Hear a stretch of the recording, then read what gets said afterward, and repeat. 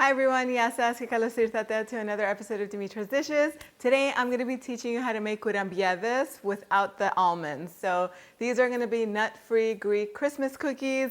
They're just so delicious, they literally melt in your mouth and they're so easy to make. Let's get started. So my paddle attachment is on my stand mixer and I'll add 4 sticks or 1 pound of butter. That's 455 grams. It's unsalted butter and it's really soft because I left it at room temperature for an hour or so.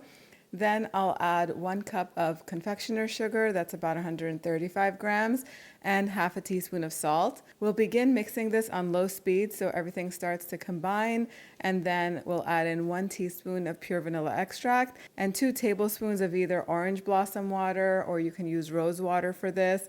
If you don't like the flavor of either of those, just add another teaspoon of vanilla extract and it'll be fine. And if you want to also add in a teaspoon of almond extract, if you like that flavor, you can do that. That's an option for you.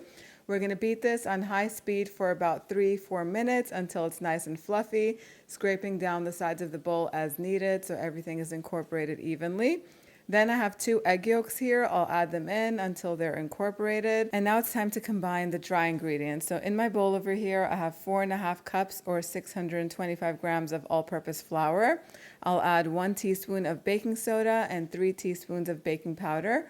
Whisk that all together, and then while the mixer is beating on low speed, add it in a cup at a time until all of the flour is incorporated into the butter mixture.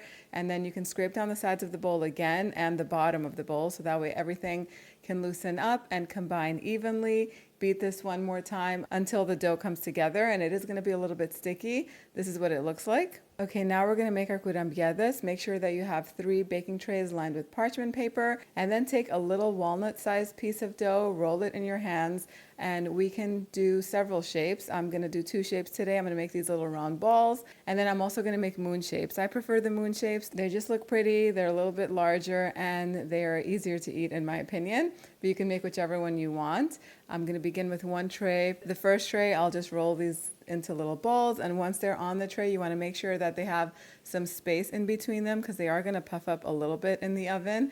And then wet your finger and you can press down just to create a small indentation so that way there's no peak at the top and the cookies will bake evenly. If you want to at this point, you can take a clove and put it in the center of each cookie. I'm not going to do that. It's just extra work, and we don't need to do that today. Nobody ever even eats the cloves, but it does add nice flavor if you want to do that. And then the second and third tray, I'm just going to roll these into little ropes and then curve them a little bit to form a moon shape or a C, just like that. They also have a little bit of space in between to allow just a tiny bit of room for rising in the oven. The oven is preheated to 350 degrees Fahrenheit. You can bake 1 tray at a time on the center rack for 20 minutes.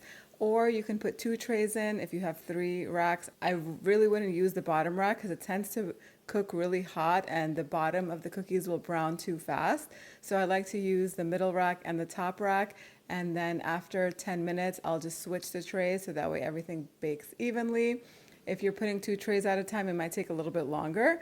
But between 20 to 25 minutes is what you're looking at as far as time is concerned, and it also varies according to how your oven cooks. So definitely keep an eye on them. Once they come out of the oven, while they're still hot, I poured a little bit of orange blossom water into a little bowl. If you have spray bottles, it's easier to do it with a spray bottle and you don't waste the orange water afterwards.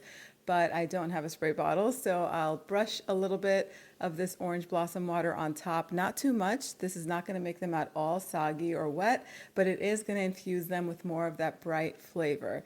And then as soon as they're all brushed with a little bit of that blossom water, dust them with a very generous layer of confectioner sugar, and that's it. Let them cool completely. Once they're cooled, you can transfer them to cookie jars or little containers, or you can just serve them as is. So that's it. These are ready. You can make double or triple batches of these because they're also really good for gift giving. If you're going to someone's house and you want to bring something special, there's nothing better than a homemade gift that's made with love. So you can just give these out during the holiday season, or if you're invited to someone's house any time of the year. I make these year round because they're that good. I do prefer the ones with the almonds in them though, to be very honest, but these are also really good because when you bite into them, they melt. They're just so buttery and good and easy to make. You could store these in cookie jars if you're serving them at a party. They're best piled on top of each other with lots and lots of confectioner sugar. Just that way they look really festive and beautiful. They're lightly sweet without the confectioner sugar. So if you want to go easy on the sweetness, put less sugar, but they're just so good this way. Okay, let's take a bite, see how these came out.